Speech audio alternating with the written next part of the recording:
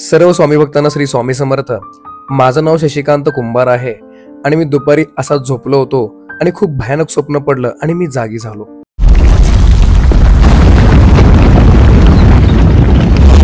संकटाला पाठीशी उभा तू समर्थ. पण मित्रांनो, ते स्वप्न माझ्या आईचं मरण होतं. म्हणजे माझ्या स्वप्नामध्ये माझ्या आईचं मरण मला दिसलं होतं. पण मी स्वामींचा खूप चांगला भक्त होतो आणि स्वामींची सेवा करायचो. आणि उठल्या पाहिलं तर सायंकाळचे 5 वाजले होते आणि माझी आई मला इतरत्र कुठे दिसत नव्हती. मी जरा उठून बघावं म्हटलं की माझी आई कुठे आहे आणि आईला हाक मारला. टिवटिवी पक्षी पण घराबाहेर खूप मोठमोठ्याने ओरडत होती. आई. माझ्या आईने काही आवाज दिला नाही. आईला बघण्यासाठी मी उठलो आणि चालू लागलो.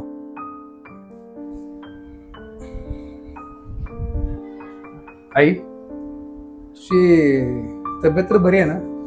काय रे, आज अचानकच विचारतोस मला तब्येत बरी आहे का म्हणून? काय झालंय तुला? तसं नाही, म्हणजे विचारलो. तब्येत बरी तर आहे ना तुझी? बरी आहे. मला काय होतंय? काय त्रास तर होईना ना? होईना. खरं काय? खरं सांगते मी तुला. काय तरच तुझ्या डोक्यात पडलायस. लयच काळजी घ्यायलास माझा आज. तसं नाही का, मी सहज विचारलं तुला की म्हणजे बरं आहे का नाही ते विचारलो. काय तरच काय सांगते मला. माझी आई पण दचकली आणि म्हणाली, किती काळजी करायलास आज अचानक? सासूचं भांडण असं चालू असतं टीव्ही मध्ये सारखं, असं वाटतंय आहे का नाही? तो पण ए बाबा ठेव रे. मला काही परत झोप आली नाही आणि आईची मी चेष्टा करत बसलो, जसं तुम्ही सर्वजण करता. माझ्या आईचं प्रेम म्हणजे सगळ्या आईंचं प्रेम हे खूप वेगळं असतं.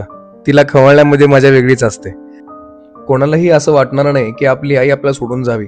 उलट आपलं आयुष्य आपल्या आईला लागावं असं प्रत्येकजण आपल्या स्वामींचरणी प्रार्थना करेल. जाऊ द्या, असो.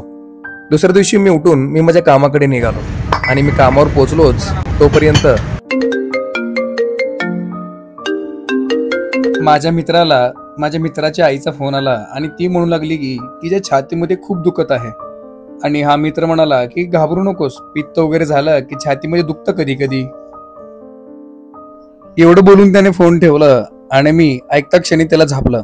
अरे, जर आईला त्रास होत असेल तर जा ना, तिला दवाखान्यात घेऊन जा. तो म्हणाला, नाही दादा, दरवेळेस असं आईला होत असतं. मग आमचा असंच काम करत करत अर्धा तास ओलांडला आणि मग त्याला त्याच्या भावाचा फोन आला आणि भावाने सांगितलं की आता आई आपल्यामध्ये राहिली नाही आणि आपली आई वारली. तो घाबरून मोबाईल तिथेच फेकून पळून गेला. मला हेच कळत नव्हतं की माझ्यासोबत सगळं असं का घडत आहे. माझ्या समोरच प्रत्येकाच्या आईचं मेलेला फोन का येत आहे किंवा मला स्वप्न का पडत आहेत. मी कामावरून घराकडे निघालो आणि थोडंसं शरबत प्याव म्हणून उभारलो.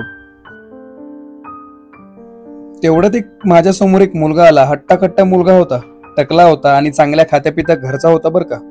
पण त्याने मला म्हणलं, दादा मला घेऊन द्या. घेऊन द्या म्हणजे पैशाने पिना स्वतःच्या? तुम्ही मला घेऊन दिलं तर तुमच्या आईचं आयुष्य वाढेल की. अरे काय बोलतोय शेड्यासारखं? खरंच हो दादा. धडधाकड आहे, काम करून पी ना. दादा प्यायचंय मला. तुमच्या आईचं आयुष्य वाढेल मी बोलतोय. दादा उनको एक दो. त्याने आईचंच आयुष्य वाढेल असं का म्हणलं, मला लय मोठा प्रश्न होता. असो, मी पैसे देऊन तिथून निघालो.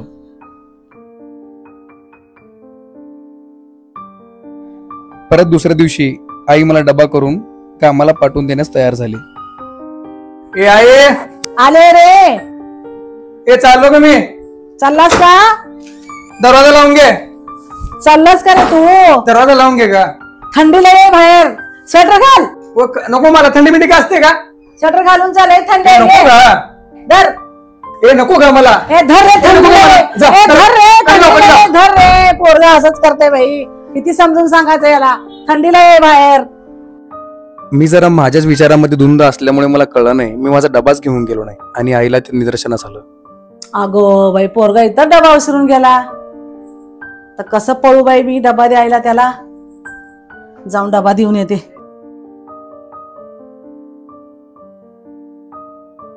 दादू, अरे डबा इथं ठेवून गेला रे दादू.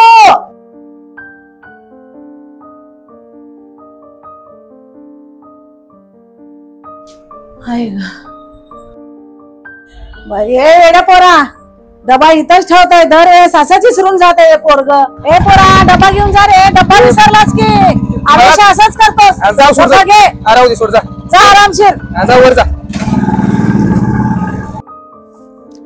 मी माझा डबा घेऊन निघालो खरं, पण आई मला सोडताच ती जिन्यावरून वर चढत असताना तिला अचानक छातीमध्ये दुखू लागलं आणि थोडक्यात सांगायचं म्हणजे तिला पॅनिक अटॅक आला होता.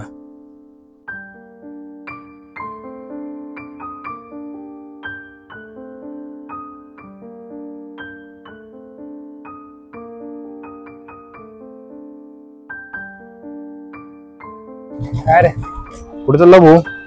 कुठं जाऊ का आम्हाला चाललो अजून कुठं? ते आपले शिंदे काकू एक्सपायर झाले की? हा हा खरं? शिंदे काकू? हा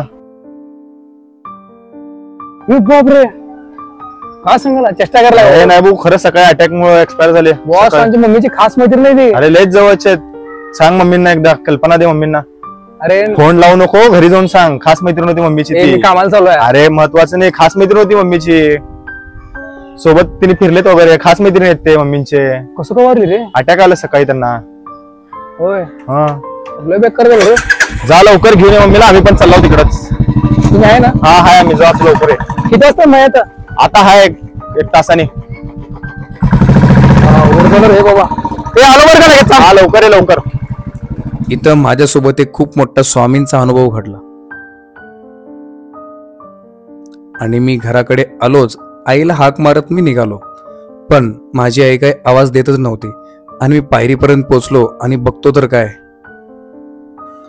माझी आई घामाघूम होऊन जागेवर पडली होती आणि तिचे अंग गरम होते, पण तिचे श्वासोश्वास बंद होते. मला काही सुधारत नव्हतं. मी शेजार पाजारच्यांना हाक मारली आणि धावता क्षणी सर्वजण आले. डॉक्टरांपर्यंत पोहोचलो आणि डॉक्टर पण माझ्या आईला वाचवण्यात यशस्वी झाले. काय झालं होतं? शॉक थेरपीने आम्ही यांना रिकव्हर केले. सध्या तरी बॉडी गरम होती म्हणून वाचले. थोडा जर इथे यायला वेळ लागला असता ना तुम्हाला. डॉक्टर म्हणाले की बॉडी गरम असल्यामुळे आम्ही तुमच्या आईला वाचवू शकलो. जराही पुढे मागड झालं असतं तर तुमच्या आईला वाचवणं शक्य नव्हतं आणि शेवटचा पर्याय म्हणजे शॉक थेरपी. आम्ही त्याच्याने वाचवलो आणि मला स्वप्न पडलं. मी आईचा हात हातामध्ये घेऊन बसलो होतो आणि स्वामींनी दृष्टांत अरे मूर्खा, तुला मी एवढे दिवस सांगत होतो, माझा दृष्टांत देत होतो की तुझ्या घरामध्ये असं काहीतरी घडणार आहे. तुला नाही कळालं का रे मूर्ख माणसा? अरे तुझं मडकं अजून खूप कच्चा आहे. माझ्या भक्तीमध्ये रमला खरं, पण भक्ती काय पावे ना तुझी. आम्ही जी तुला दृष्टांत देतोय ते समजून घे, अन्यथा फळ भोगायला तयार राहा. येऊ नकोस, मी तुझ्या पाठीशी. उठ. स्वामींनी स्वप्नामध्ये मला चांगलंच झापलं आणि मला कळायलं की स्वामीचं दृष्टांत समजायला मला वेळ लागला. मित्रांनो, तुम्ही असं कधी चुका करू नका बरं का. जर स्वामी स्वप्नामध्ये येत असतील तर नक्की काहीतरी त्याचा उद्देश असतो. आणि मी स्वामीची माफी मागितली आणि स्वामींना हात जोडल्याने मला स्वामी माफ करा, ह्याच्या पुढे मी असं करणार नाही.